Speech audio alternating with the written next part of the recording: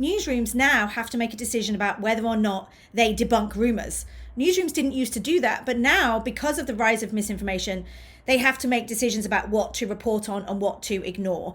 And there's real challenges here, because if there's a rumor, but it's only circulating amongst a small community or low level numbers of people have seen it, if the likes of CNN or BBC debunk it, they're actually giving that rumor huge oxygen.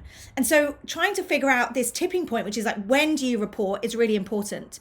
Because actually we've seen evidence that if rumors are left to themselves and you don't have the likes of a CNN or a BBC or a WHO step in, then the rumor travels so quickly that actually it's very difficult to debunk, because by that stage, people have seen it multiple times. It's kind of lodged in their brain. So by the time they see the debunk, they're like, are you sure? I've seen a number of people talk about it, and it's much harder to dislodge. So this issue of the tipping point is actually really important.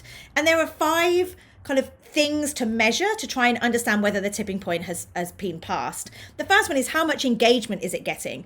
Like, for example, use CrowdTangle Link Checker, which is a browser extension that allows you to put a URL in and to see how much engagement a particular website or a link is getting. That kind of engagement question is really important. You might also, if you're using CrowdTangle or NewsWhip or some of these other types of tools, some of them are paid for, some of them are hard to get access to, but if you do have them, look at the prediction graph. Is this something that you're actually seeing take off, or is it something that's kind of plateauing? Like, really think about whether or not you think this is something that's going to go viral. Secondly, is it moving from one community to another? So often we see, well, hang on, it's in a certain sector of kind of mums groups, but actually it's staying there. And we don't necessarily think it's moving very fast. We're just going to sit on this and monitor. The third thing that you want to look for is this jumping platform? So it starts on Facebook, but all of a sudden you see it on Instagram, you see it on WhatsApp, you see it on YouTube.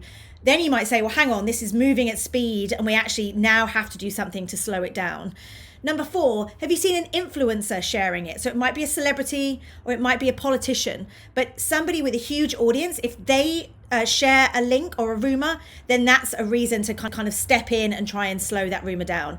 And finally, is there a mainstream news site that's propagating this? So unfortunately, sometimes we see news media make mistakes, or we see them debunking, but debunking in a way that's confusing. So again, if you've got a newsroom with a large audience that's started to talk about this, that's another reason why you want to slow this down. So the concept of the tipping point is the most important first step. Should you report in the first place? And this is a balance between public interest versus amplification.